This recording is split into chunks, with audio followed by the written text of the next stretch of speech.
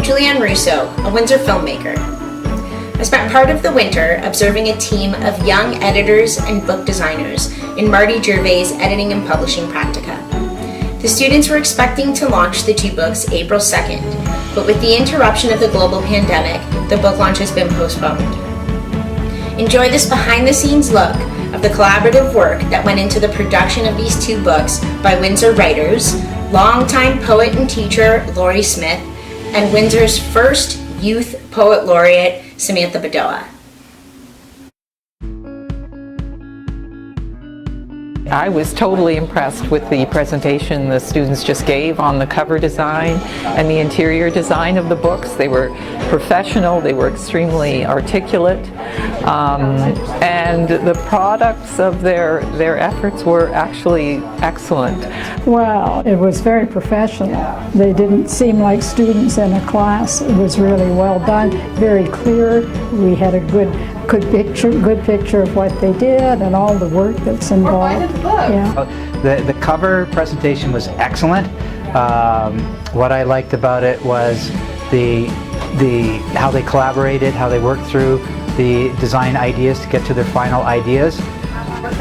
Oh, I liked seeing the progression from the first one through the ones they decided to use. That was very interesting. And to see how much they changed during the development, right? Pertaining to Suck and Spit, I do like the back cover blurbs by Marianne and John B. And they really make me want to actually buy that book. Just a really, really good group of students and a lot of work that obviously has paid off. Okay, are you looking forward to purchasing either of the books? Absolutely, I'll be purchasing both books. So I would be inclined to at least look at the book. Oh yes, yeah, I will. Oh, probably more than one of each. So I have a lot of thank yous to give for this book. So first and foremost, I want to thank Marty Gervais and everyone at Black Moth Press who worked on my book. Marty, you've been so wonderful and you've been so kind, and just thank you for taking time and helping me with this book. To the students who spent countless hours editing, putting together this book, working on the cover, thank you all so much. For me, one of the most important things is being able to trust my editor and being able to trust that they understand not only where I'm coming from, but where I want to go in terms of my poetry. And I had, complete trust that these students really knew where I wanted to go. I want to thank the kids in the publishing practicum and Marty Gervais at Black Moth Press for making this particular dream come true. I love this cover. I think it's bright and cheery, and it has like poisonous plants on it and snake and like urine, which is really cool. If you look through the book, you're going to find a whole lot of pea poems. I really like this cover just because of its contrast between lightness and darkness, which I talk a lot about in this book. And also I talk a lot about statues and how women are sometimes expected to be statues and how that plays into Catholicism. And I think looking at this cover, people will hopefully get that. It was fun to write. There's light stuff in there. There's incredibly dark poetry in here, and I hope you are entertained by it. I hope you are taught something by it. I hope you buy the damn thing, really. It comes out April 2nd. You can get it at your local bookstores. I know Biblioasis will have it, Indigo Online will have it, and I believe it'll be on Amazon starting April 2nd.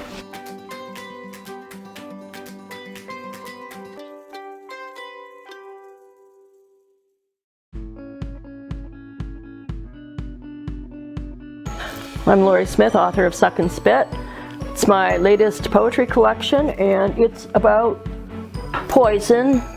Hi, I'm Samantha Badaoa. I want to talk a little bit today about my book, So Am I. We were supposed to have a launch April 2nd, but unfortunately, because of everything going on in the world right now, obviously COVID-19, it's much more important that everybody stay at home, be safe, spend time with your families if you can, practice social distancing. Unfortunately, we've had to cancel or postpone rather the big book launch for April 2nd. But in the interim, we thought we'd share a few poems with you. So thought I'd give you a little taste of Poison. This is called Poison Number 1. This may be poison. It looks like poison. Tastes like, I imagine, pomegranate, alcohol on the rocks. So pretty in the glass. Brown, red, blood liquefied. There should be candles in case I die. If I die, I want to be looking at you. Stand there, right there. Smile at me. Say, drink slowly, small sips. Listen to this, the tinkle of the ice cubes, so pretty in the glass. A cold burn on the tongue, iodine down my throat. I love your voice. Say it again. Drink slowly. Hold the glass to my cheek, an icy kiss. So pretty, the glass. I wonder what's in it. It might be poison. Let me see your eyes if I am dying.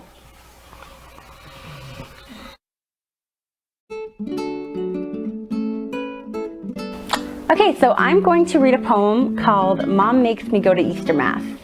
I mean, Easter is almost here, so I thought it'd kind of be fitting to reflect on this holiday and what it means to me personally.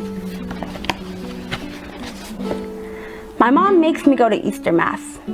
It has been years since I've celebrated Easter in this way. Easter is actually my favorite of the Catholic holidays. My mom's too. When she was young, her family spent their Easters in Lebanon, with mountains, with tilled soil, with acres of trees bearing fruit, with dozens of chicken-laying eggs, eggs that would be boiled, eggs that would be painted with a mixture of raspberries and milk. She spent her Easters counting blades of grass, daydreaming new creation stories too, just never seemed enough. Now, in Canada, she celebrates victory over death in a different way. By surrounding herself with as many beating hearts as possible, she says she thinks the mountains would approve. Shoulder to shoulder, this church is packed. This church is sweaty. This church is alive. Last Easter, I spent the day in an empty movie theater. I spent the day running from noise. I spent the day mourning all that has died or has disappeared within me. I used to be so... I remember when I could.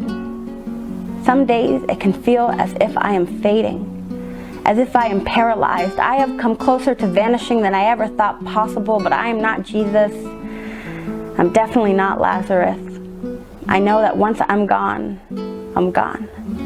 So this Easter, I spent the day celebrating all that still is. This church is packed, this church is sweaty, this church is alive, and so am I.